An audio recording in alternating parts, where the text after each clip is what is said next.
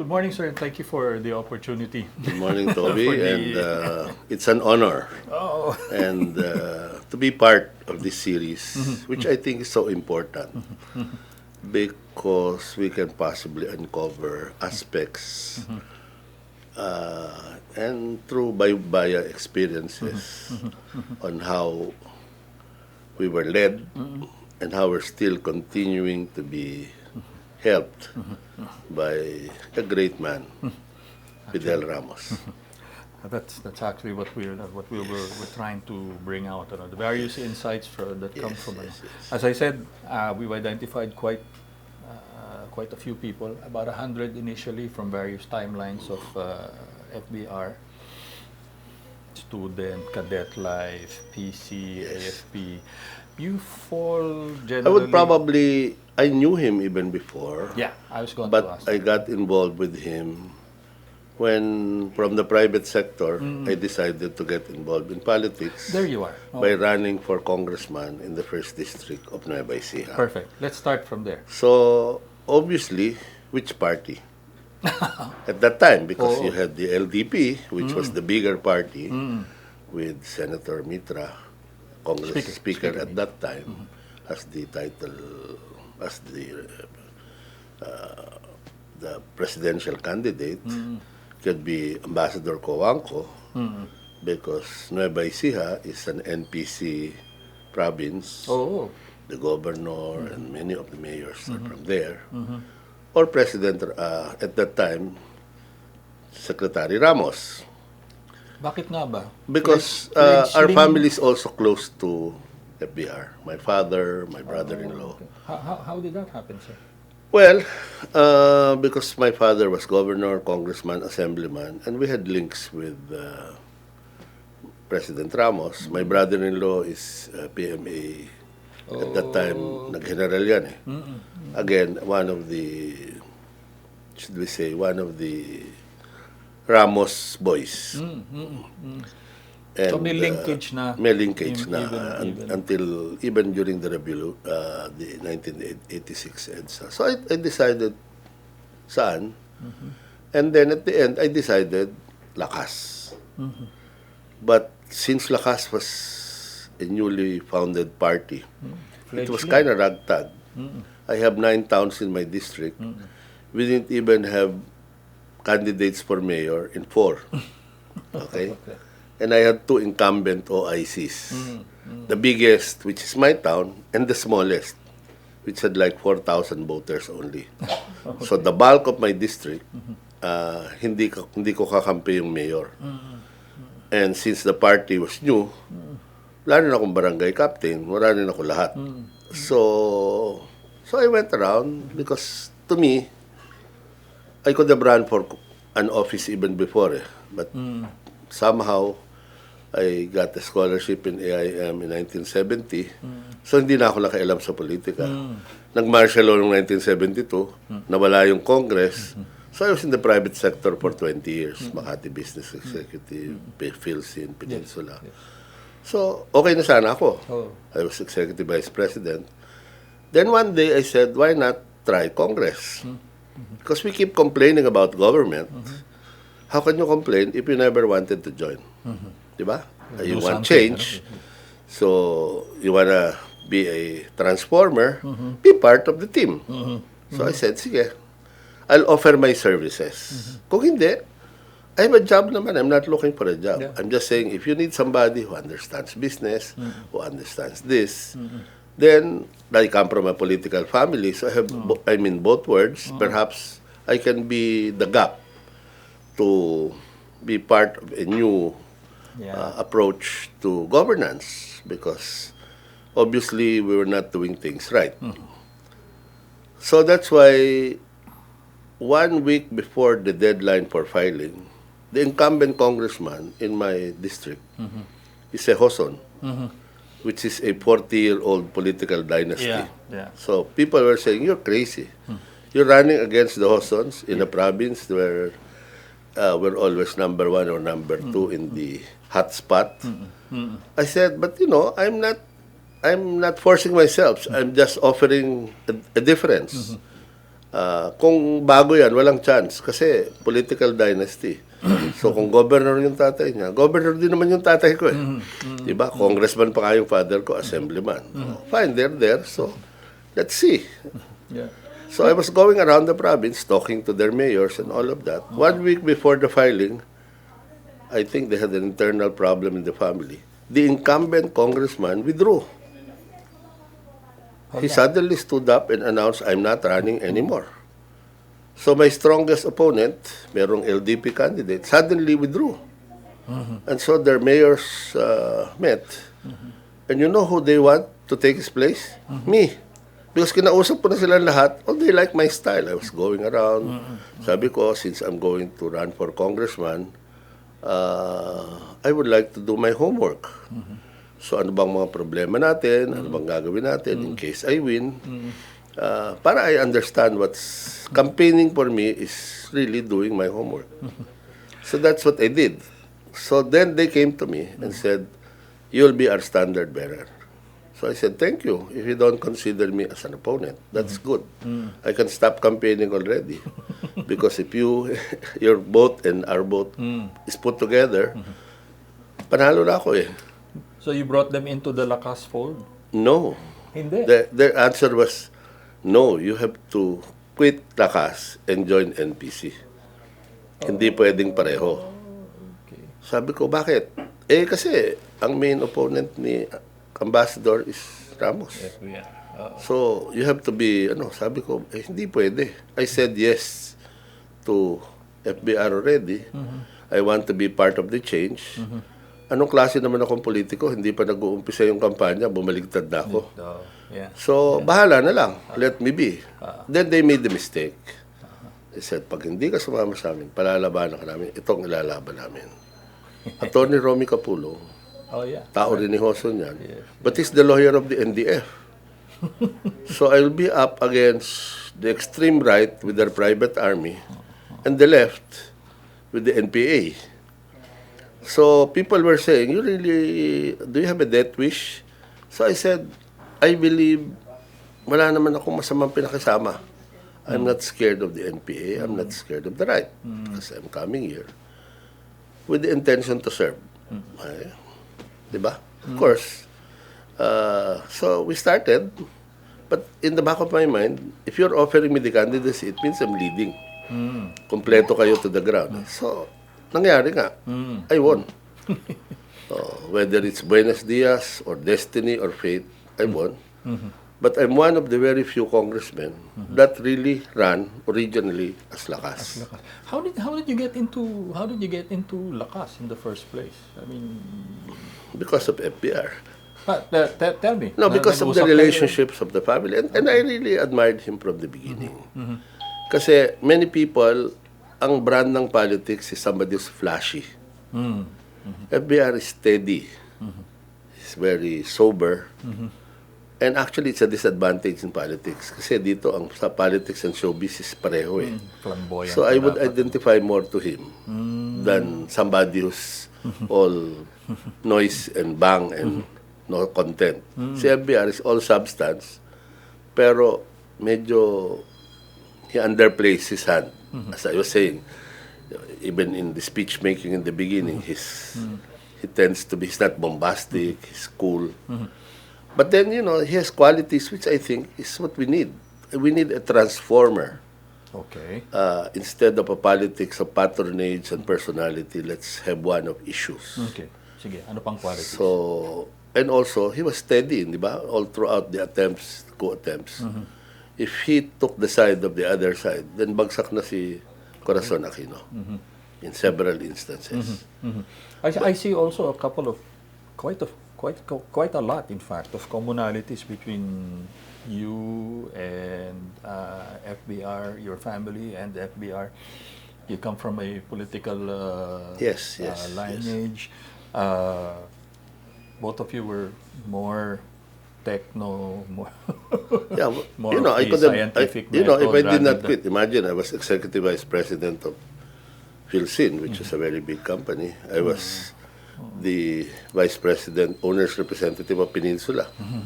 So I said, why do you want to be in politics when I was having fun. But then I realized, okay, personally I'm all right. But for the country, am I being selfish? Not trying to even try to offer? Nakita mo ba rin kay FVR yun? That's what he could have just relaxed. Could have retired. Why run? It's not easy. When he ran, he had no party. He had no resources. It's really a leap of faith. But then, that's how you change things. When the odds are against you, but you're after an objective. You know, parang damn the torpedoes, full speed ahead. That's what he did. So that's the guy I'd like to be with. And then he won. You went against the grain, ano? I mean, NPC territory, O lahat. LDP All of that. was Wala kaming big. organisasyon. Kung dapat LDP na lang. No, I said no to both. So, okay, then, of course, when I won, we went for the speakership. Sabi ni Joe, 50 tayo, binilang ko, 38 lang eh. So, I gave 2 parties in Peninsula, invited all the neophytes, all 92. Sa 92, 88 nakuha namin. So, panalo kami. Konti na lang. Sa speakership. Yeah. Kasi dinagdag lang yung iba eh. So, panalo kami. Panalo sa FVR. So, we had the House, but we didn't have the Senate. But that was a rainbow coalition. No, but that's where FVR was very good also. Okay. He's good in commonalities. Okay. Looking for areas where you can be together rather than emphasizing the areas where you don't agree. Kasi if you work on the 80% where you agree, you move forward. Saka na lang natin pag-usapan yung 20. And when we're moving forward on the 80, you realize yung 20, hindi pa ganun kalaking diferensya, baka mababasan mo pa yun ng 10. Yung 10, saka na.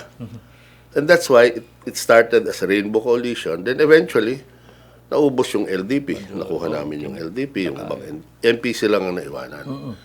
And then, FPR, he didn't really care too much about, his decision was not party-oriented, but country-oriented. So, it doesn't matter who gets the credit. Tayo lahat.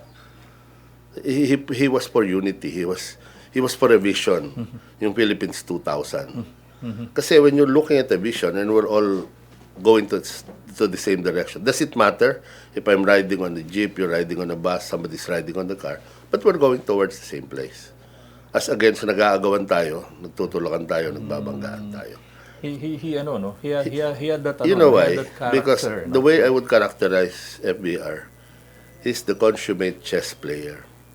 Okay. Hindi flashy, pero positional. Ginalaw yung pawn, ginalaw yung ganito. But when you look back, all of those moves were studied, strategic, and so na itutulak ka na towards the common objective. Before you know it, Unlike yung bara-bara, sige, pupunta ako din, sagasaan ko yung ano. He was very good in networking. So, and I helped that. I helped him in that. As his ally in the house. Kung minsan, babanggitin niya because we would play golf all the time. He will mention, anong balita sa ganito, or this guy seems to be complaining about something, could you try to find out? So I'll approach them. Most of them were senior politicians. And I'll say, Manong, ano bang problema? Pinatatanong ni Presidente. So he's very good in that. Kasi when you send an emissary, na ilalabas mo yung ibang issues. So when you approach, alam mo na how to handle it. Pag nag-face-to-face. Face-to-face. Alam mo na yun. Alam mo na. Magagamot mo na. Kung hindi na kailangan, magpapasalamatan na lang yan. Pero style military din yun, di ba? Yes. In a sense, that's the other thing. He's very systematic and orderly. Very systematic. And perhaps I can, and then the other thing that I'll characterize him, siguro, he is multitasking expert. Okay. Let me tell you my first official meeting in Malacanang. Okay. We were like about 20 congressmen, siya, and some members of the cabinet. So the usual head ng table, nandun siya. Bakante yung silya sa tabi. The Benesa was on the, and we were talking about problems. So when my turn came, because we had the power crisis noon, I brought up the issue of mini hydros. May binili si Marcos nung panahon niya ng mini hadros, nakatambak lang sa Arayat. Sabi ko, i-disperse natin. So when I started talking about this, somebody sat down beside him and started talking to him. So I stopped. Kasi may kausap siya, meron siyang sinusulat. Sabi niya, go ahead. So nagsalita ako. Sabi ko, siguro, salita ako. Natapos siya rito. He was writing something. Then when he stopped writing, binigay niya sa aide yung papel. Then he started talking. Shucks. He was listening to me completely. He said, I agreed. You know, what Congressman DIAZ said is correct. That's part of our platform, blah, blah, blah. So he absorbed everything that I said while he was talking to somebody and writing something. Then afterwards, dumating yung inabot sa akin yung papel. And that paper was a memo addressed to the Executive Secretary, several cabinet members, about what I was saying. Oh, So report in 48 hours on this proposal of Congressman DIAZ. So when I read it, and then he said, alam mo, hindi ako nakikinig sa'yo. I was so embarrassed. But then I realized, this guy can do three things at the same time without necessarily sacrificing comprehension. Siguro, ganun siya talaga sa military briefing. Di ba? Maraming nagbi-briefing.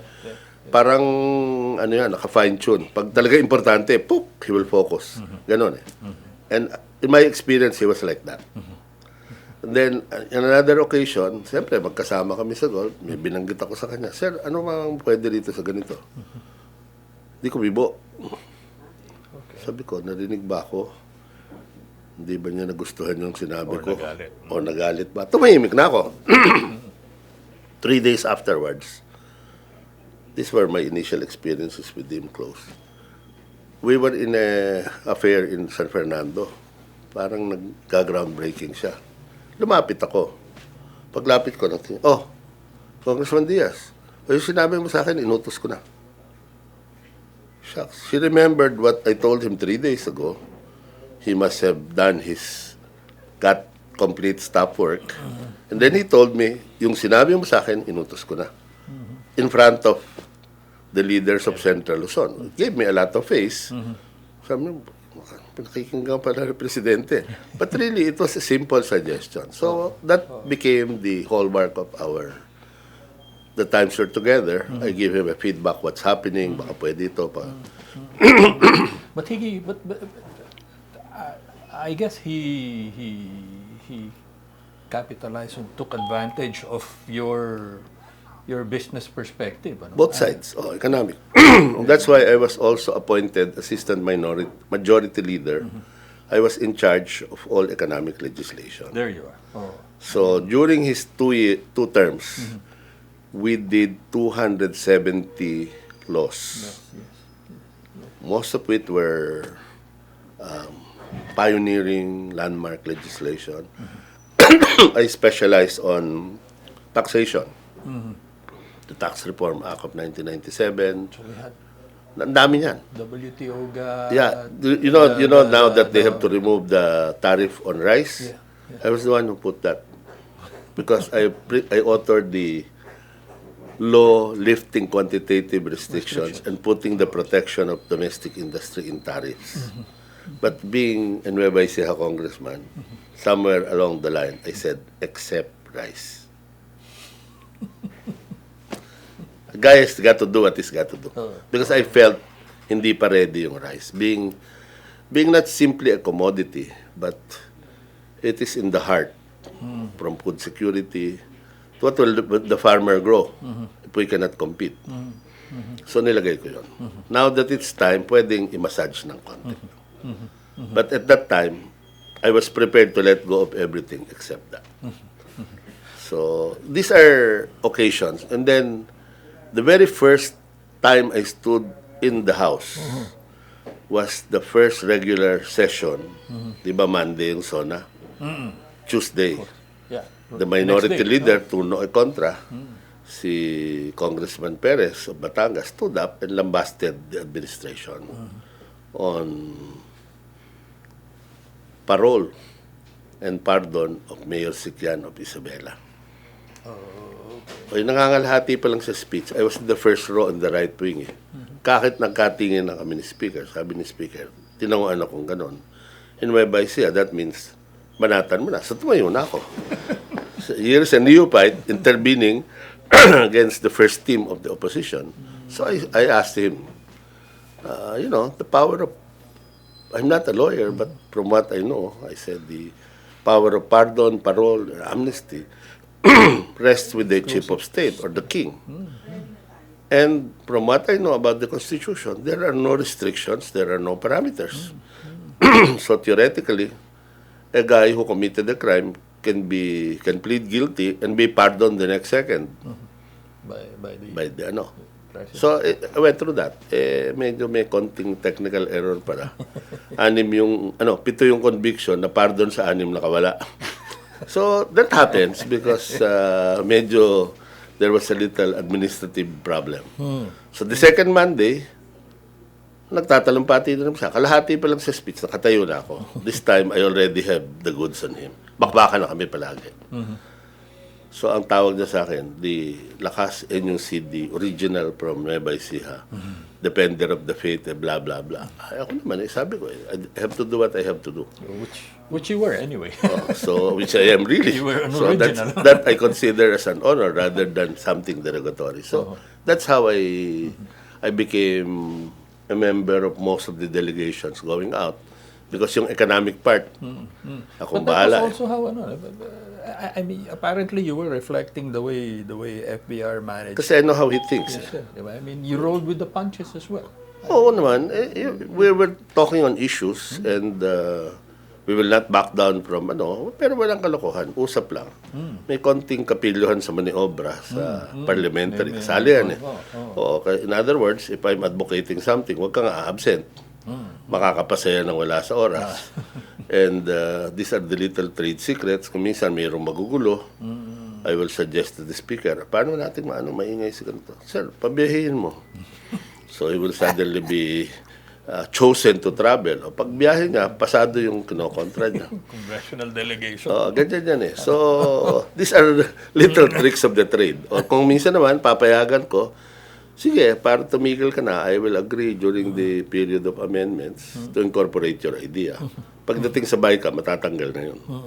So these are little, because I work in the House, I work in the Senate before martial law. So I was the chief of staff of my father. So in other words, I'm familiar with legislative work even before I became a congressman. So when I became a congressman, I was not relying on my staff. Kasi trabaho ko yun dati. Yeah. So I even deliver speeches impromptu. Kino-correct ko na lang yung minutes, no?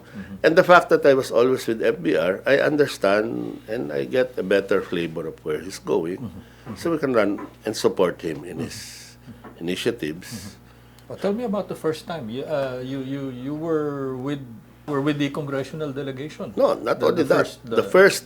I had the first state visit of President Ramos. As president, I was chosen. There were 2 legislators, one from the Senate and one from the House. He chose me to travel to Thailand. Okay. So it's quite an honor. I mean, ilan kami noon? We're almost 200. You're the first. Isa lang So I was with him. And so we landed in Thailand. Tinutokso ko pa nga si FBR. Sir, meron ka parang brother dito. He looks like the king. Yeah. Di ba? Sir, parang kamag-anak mo to. Pagkatapos, kaya nagbiro siya, talaga daw ganon. In Thailand, there is somebody who looks like a Filipino. Anyway, so during the state dinner, I sat down beside the chief of staff of the king. And so I said, thank you for giving us this reception and all of that stuff. We are here so we can learn from you on the areas where you were ahead, agriculture and all of that. You know what he said? No, we're so thankful. We were given instructions to help your country and the Philippines because we owe a lot of the Philippines. Most of us were educated in your schools. Diba? Nakakaawa tayo. Tayo, gusto nating matuto. But that's okay. Talagang ganun eh. They use the knowledge they got from us and build from there. Yeah. Tayo, we were still on laboratory scale. Sila, they're commercial na. Already. So there are reasons why they went ahead in agriculture, while we're still behind. There are reasons why we're next to Japan before, Now we're above Cambodia and Laos. Yung Vietnam, I think, medyo nilulusutan na tayo Oo nga. despite all the years of war, no? So, ang conclusion ko dyan is probably we have not gotten our act together. So, what should have happened, which did not happen, kung sana naka-extend yung term ni FVR, perhaps yung reform na inumpisahan niya would not have been derailed. Medyo Yeah, he had only na-derail tayo for another 2.5 years kasi iba yung umupo. But he had only 6 years eh. Yeah, well, as they say, 4 years is too long for a bad president. 6 years is too short for a good one. So that's why, personally now, ako tatanungin mo, my unsolicited opinion, I think the best form of government would be parliamentary. Para the party can sustain, the ruling party. Because look at Singapore, look at Japan, look at the major democracies that have succeeded. It's a parliamentary form. There were attempts actually to amend the constitution. At Well, that actually, time, diba? the 1971 Constitution is parliamentary, Yes. which It got was. abolished when the 1986 EDSA. Yeah. But what I'm referring to is 96, No, 97. panahon ni FBR, the tail Exactly. end. We wanted to go back to a parliamentary, Pirma, but People's Initiative. kinontra tayo ng... Were you kinontra- supportive of that? Yes, Talaga. I was in favor. Okay. I was in favor of... kasi through that, you have a new constitution, then FBR can be head of state. And we Allow can him choose a to- prime minister, and then to run. Lakas would have been the ruling party. And you can be in parliament and be a member of the cabinet at the same time. So it's faster. Was it Walang ganong bargaining. was it really for that? I mean, the constitutional change, or was it more personality driven because FVR was doing such a good job? Both. But if you look at it, as I said, at a time where you have to be very flexible in reacting to problems and challenges, the parliamentary reform is more efficient. Because pag pinropose na ng ruling government, tapos na ang debate sa ruling party. So, magtatanong lang yung minority and there is a shadow cabinet. So, study din yun. Binabantayan nila yung mga elements. And then, once, botohan na, and that's it. So, it removes a lot of the bargaining and horse trading which is happening. So, we spend a lot of time investigating this or that. Hindi ba? In a parliamentary reform, pag may skandalo, tanggal yung cabinet member involved without touching the majority. Kung talagang crisis, the administration falls, election. That's why the party feels obligated to make sure that government is run well. Kasi damay tayo lahat eh. Yeah. Had he been given that opportunity, where else could he have focused on? The economy. What was lacking? The economy and strengthening institutions. Kasi sa kanya, tingnan mo, when he was there, Hindi pa ba sapat Behibang. yung na-liberalize na niya eh? hindi Nabasag na marami yung pang mga- hindi na-liberalize eh. Which one? Well, there are still monopolies that are in place. The rice cartel is still there. Kasi tayo, we inherited an economy from the Spaniards and the Americans where the elite and the oligarchs controlled everything. Feudal. So they control the politics. Diba? So, dati, in most provinces, bumalik din tayo ron ngayon eh. Money politics eh. But siguro sana na-institutionalize yung... That was something FBR could have, He could have done it because he's not bound by any party. He's not bound by any party because LDP siya or Lakas siya. He's talking of direction. And he was willing to work with everybody provided you go towards the same direction. That's why we had the parang working arrangement with the LDP. That's why we passed so much legislation. That's why you had the LEDAC. There you are. I was going The to ask LEDAC that. is a very essential part of the system where we are. Because then you can put the leaders of Congress, the cabinet members, and the president in one meeting. Okay. And you decide priorities. Kasi iba-iba yung priorities yan. Then you agree, sige, let's focus on these 20 measures. Sabihin ng administration, kailangan namin ito. And we are able to resolve impasse. Kailangan ng ganito. So, that's where we can negotiate. Doon pa lang na-iron out na yung Kasi, case, halimbawa, natapos namin sa House, but the Senate is thinking something else, and the Executive is thinking something, kailan matatapos yan? Pero pag umupo kayo together, there's the dynamic of discussing, and then FVR is very good in refereeing. May mga issues na when we cannot agree, say, why don't you go to the next room and come back here? I remember So, that tapos, one. Yung mga may ganun. walang aircon. Well, yeah. The other thing I remember about him, So you really had if you to arrive have at to talk to him towards lunch, and expect mo, sa Malacanang ka, di ba? Pakainin ka ng lunch. Bigyan ka ng soup and crackers. So that forces you to focus on what you want to do and get without. It's a polite answer na, talk your business. We'll eat sama. Ako naman kasi I have time with him whenever we play golf. That's the informal period. But the other people, talagang tapos ka na, alis ka na kasi binigyan ka na ng it's a working lunch. No? The other character that he has is if he tells you, let's get together and play golf at 6, almost all the time, he's ready by 5:30. Oh my. Oo. And by 5:30, nabasa na niya lahat ng dyaryo. Meron na siyang mga notations. Iaabot sa'yo yung iba. If it concerns you. Yung iba about cabinet. So, I think he must, I keep telling him. Tsaka yung early, gising na siya. Kasi it's the discipline of the US point siguro. They're awake by 4:30. By a certain time, na-shine na yung shoes. Ganun din siya as president. And even after. Yeah. All the travels, laglag kami lahat sa jet lag, siya speak and span and all of that stuff. How did you manage those? How did you manage those trips? I mean, Well, as they I were said, very- I learned they my were very- lesson after the first few times na official. Okay. Sumasama ako as advance party. So I can cherry pick which meetings to attend. The rest, namamasyal ako o natutulog ako. Because it's behind the scenes where you can get certain things. You focus. And then I was always in congressional delegations. Right. Di ba Congress, 4th Monday of July is the start. The middle of August, may biyahe na ako sa ASEAN Parliament. Oh yes, yes. August, then September, IPO. IPO. Then after that, I was a permanent member of the IPO delegation that will have a dialogue with Europe.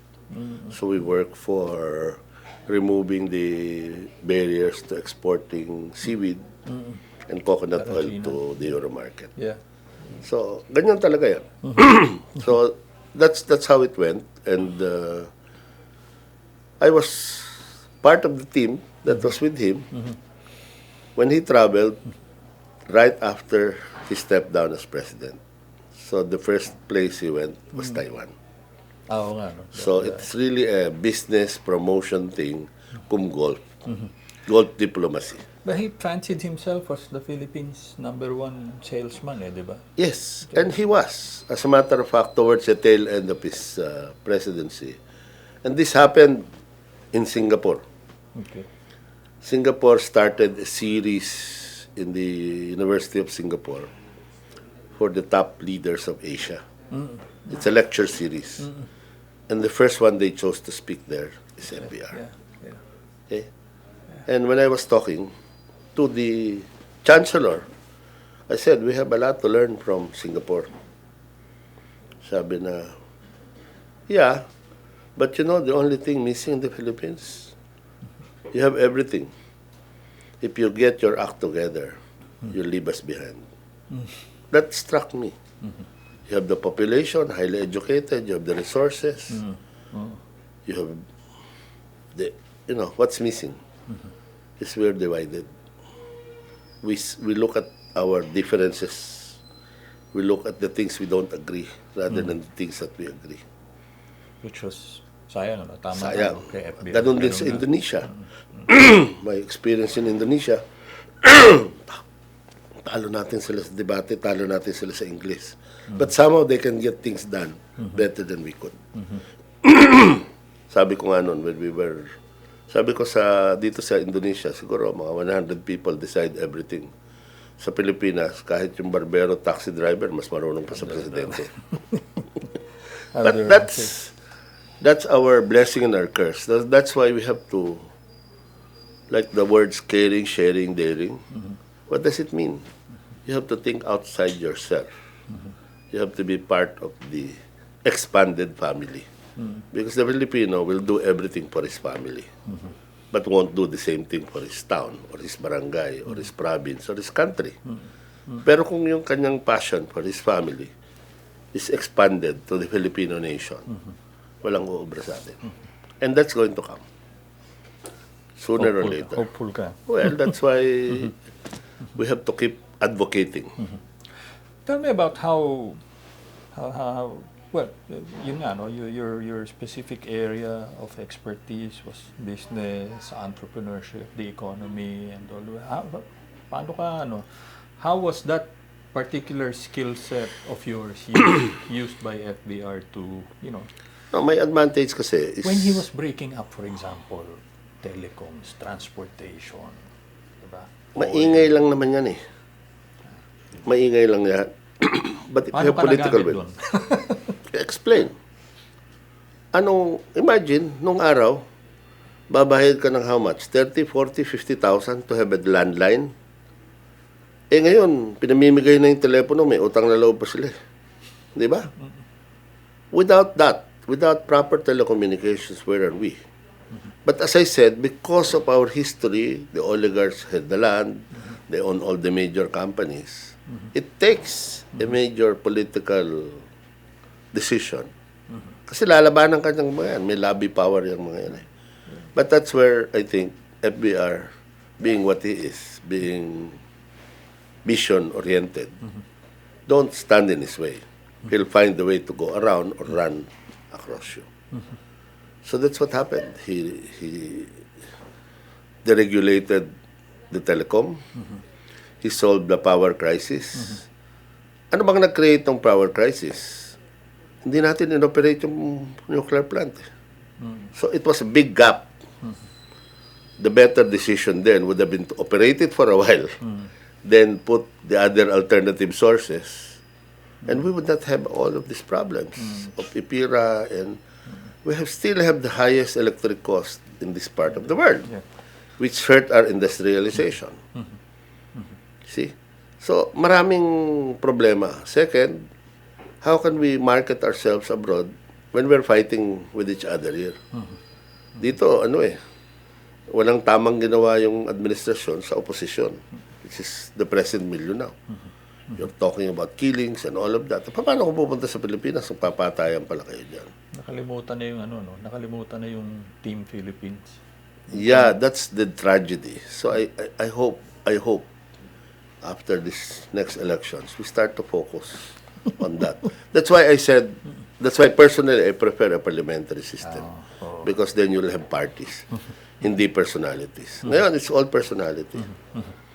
Let me get back a few years. During the campaign, but did you focus doon lang sa Nueva Ecija, or did you help out as well Well, in some other parts of I was campaigning, so most of the time I was in Nueva Ecija. It was really more Nueva But I was monitoring what's happening. So I can see that FBR was leading. Because when he is not first, he's second or a close third. Yung iba, may mga balwarte. The NPC was strong in Luzon and some places, but weak in Mindanao. So may siya? May May striking distance nakita siya. niya yung kwan because of his military background. Meron siyang common eh. Wala siyang party, pero the military and the police is all over. So that's a very strong group to support a candidate. Network na kaagad eh. Network mo, tangay mo hanggang barangay. Tsaka kilala nila yung mayor, kilala nila itong ganito. All things being equal, lamang ka na ng 10 pa. Paano na-resolve yung sir? Paano na-resolve yung what running a campaign means financial resources? Well, you have didn't some have a war businessmen chest. that believe in him, and ako, in my case, I had some savings. Inubos ko lahat. Then nag-retire ako. Nung nanalo ko, nag-retire ako sa Philsin, bumalik yung iba kong savings. That's why I cannot go back to government. Wala na akong savings. Let me, Well, anyway, you don't really have to have a position to to help government. You can be supportive, which is the best example is FVR. Up to today, he's doing his bit to help. Imagine being named BOA chairman. Oh, emeritus. He's one guy. I've traveled with him to China, to Taiwan. Hindi magkasundo yung dalawa. Okay siya sa Amerika. Okay siya sa lahat. I was saying when we were in Korea and some people were asking me, why are you letting him go? Can we borrow him? Talaga. Koreano to in a business forum. Can we borrow him? They're trying to say, ano bang problema sa Pilipinas? You get a good guy and you're letting him go. Dito, kinukulong na nga namin yung dati because we can find a good one. So can we borrow him? But he's cut that figure, that persona across the He's region. respected everywhere. Senior statesman. Senior states. Yun nga, sabi ko sa iyo, series Leaders of Asia, and he's number 1. BOA Forum. The founding, there were 3 heads of state. One from Japan, one from Australia, and from the Philippines. And then, the minute he accepted, they made him chairman. When they accepted as chairman, they extended the term to 7 years. What an honor. As a matter of fact, there was a point I was teasing him. Sir, applyan natin yung Secretary General. Because Secretary General ng UN, puro nilalagay, diplomat. Yeah. Maraming police action everywhere. Yeah. O imagine if you have a diplomat who's also a good general. Baka hindi kasing bloody yung mga ibang, that's speculative, di ba? Yeah. Yung mga conflict resolution, nagpapadala ng UN force, but it's not enough. It's not, parang, they're neither here nor there. Hindi pinapansin. I remember, yung Philippine contingent lang hindi na-disarman sa Syria, sa Golan Heights. Di ba? Yep. Kasi sila, they're led by diplomats. Diplomats don't shoot. But sometimes, to get something carried around, you have to use a little bit of force. Is there any particular piece of legislation na you can recall na crucial, but you help shepherd, ikaw in Well, particular? most of the taxes, for example, I remember, the most controversial was the sin tax. Oh, yeah. Nag-aaway ang tabako, nag-aaway sigarilyo, saka alcohol. So I was the sponsor there. So we were in LEDAC, Paano nyo na impasse. So sabi ko, sir, ganito lang yan . It's a question of arithmetic. Okay? The target of the Department of Finance is almost 9 billion pesos. Okay. I would propose we get the groups together. Or how do you want to share the burden? 40% for tobacco, 40% for beer, 20% for alcohol, or one-third. Whatever it is, isa lang ang total. That's when he said, that's a good idea. Go to the next room and discuss. Ako, I'm indifferent. What I did, yung small group, 3 congressmen, 3 senators, I yielded my seat to Congressman Singson. Si Eric. Tobacco industry yan . Yes. I understand their problem. Kung horizon, ako mismo. So, basta ako, isa lang binabantayan ko total. I'm indifferent whether it's 40-40-20, whatever it is, basta ganyan. Typical FVR din yung formula mo, sir. Win-win. Win-win. Win-win kasi maglalaro ka na . It's a given. Hindi mo na mapapalitan yung total. O anong burden mo sa ganito, sa ganyan. That's one solution. Otherwise, you'll debate forever. And then arrive at a consensus. Oo, yun. Basta may total. O like yung VAT nun, the Senate was proposing ganito yung amount, pero we will give the President the right to reduce. Sabi ko, sir, mali. I disagree. It's nice for you, but all the demonstrations will be here in Malacanang. Let Congress decide what is the burden, and that's it. If we want to change it, go back to Congress. Otherwise, madaling i-pressure ang Pupoliticize. So he agreed. So ganun ang nangyari. These are little issues. And then, of course, on trade liberalization, I was also the lone House representative to the Philippine Aid Plan. So all the soft loans, the Blue, World Bank. World Bank, So kasama ako doon sa delegation. And I remember, namin si Governor Singson, Secretary Bobby De Ocampo, when we were in transition, we were about to exit IMF. Yes, yes. The key to exiting from IMF is that we must put economic measures In place. enshrined in law. Yeah. And one of those was lifting quantitative restrictions. So I remember even the IMF and World Bank cannot believe na maipapasa natin yung batas na yun. If you read it, one of these days read it, it's titled Lifting of Quantitative Restrictions and Tarification, blah, blah, blah. It's short, pero in one essence, we lifted licensing, except yung phytosanitary, yung health reasons, and put the protection in tariff. Ang hindi nila alam kasi, or hindi nila kabisado, in the tariff code, the president was empowered by Congress to adjust tariffs in an emergency upon the recommendation of NEDA. Oh, yes. So halimbawa, pwedeng ilagay mo yung fish at 50. Pwede niyang ibagsak yan sa 20 when Congress is not in session. So these are complementary, madaling gawin eh. But pag pagkatulad ng form of government natin, pag nakalagay na sa batas, even the president cannot change.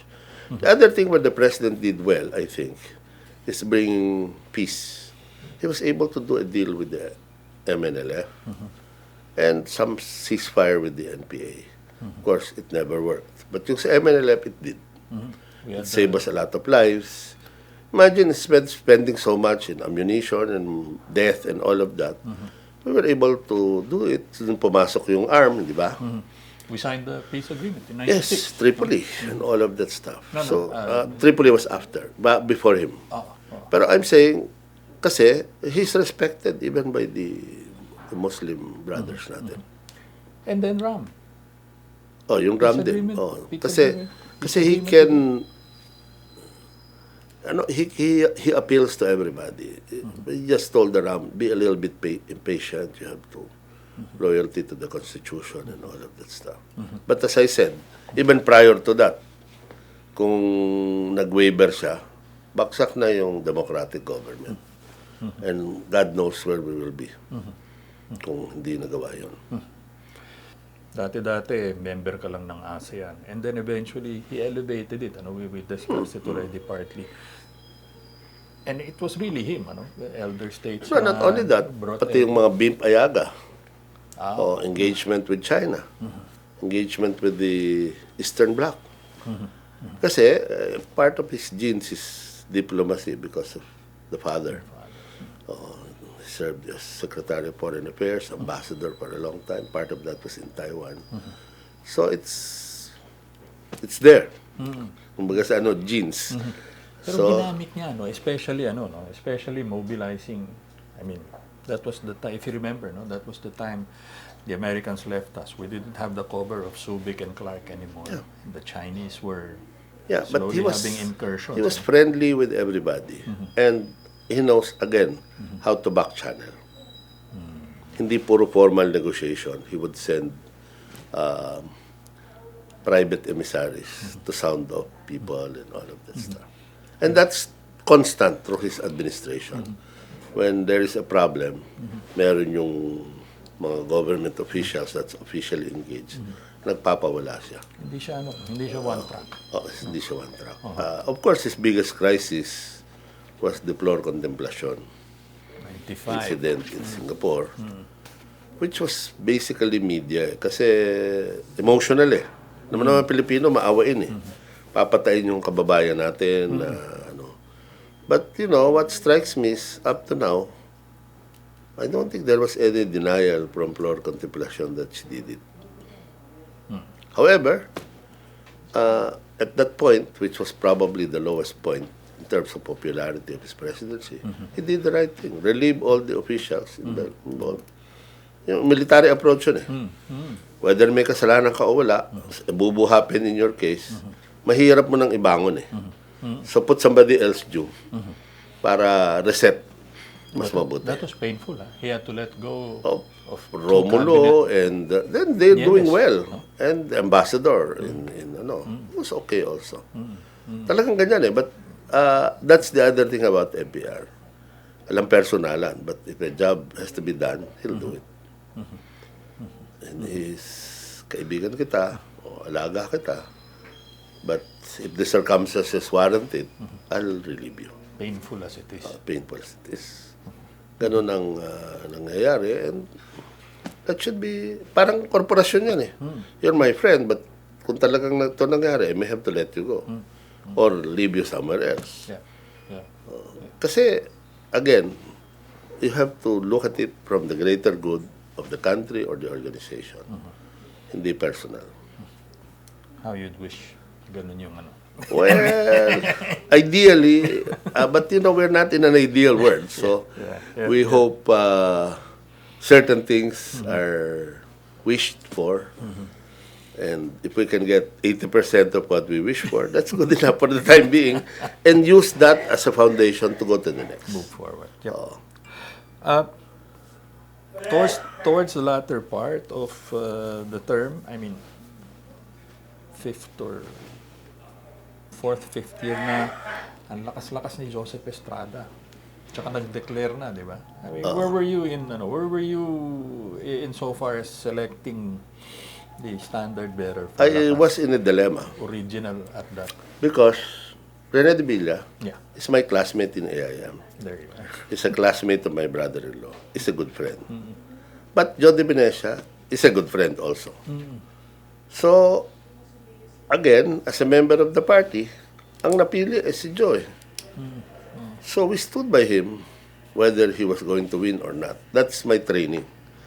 When I joined FVR, it's not because he will win, but because I think he's the best in the lot. Joe, for his good and bad things that people say, is an integrator. Co-op, yung mga rainbow. I feel he would have been a good president. Kasi partner sila eh. Joe would have make a perfect prime minister. You need FVR as you need a combination really. So, actually, mahirap pumili ng presidente as both. Na mananalo. See, you have three. He must be both and he must win. Yeah. So sometimes, mananalo, which is what happened to Erap, but he did not have the ability to integrate the country. Yeah. Yeah. So, sandali lang. FVR's term ended. His first trip. No, I have been with him in subsequent trips. His You next were few with trips, we were together. Not And- only in Taiwan, to China, we would travel together. And you Hong were Kong. also your suggestion and recommendation was crucial actually in setting up the foundation, RP. Yes, You yes. were a I was founding one of trustee, those. Yes, I'm a founding trustee. I was one of those. Because I felt all of these visions, all of these ideas should have a repository. So it's really a good idea to do what we're doing, his books, because they will live beyond us.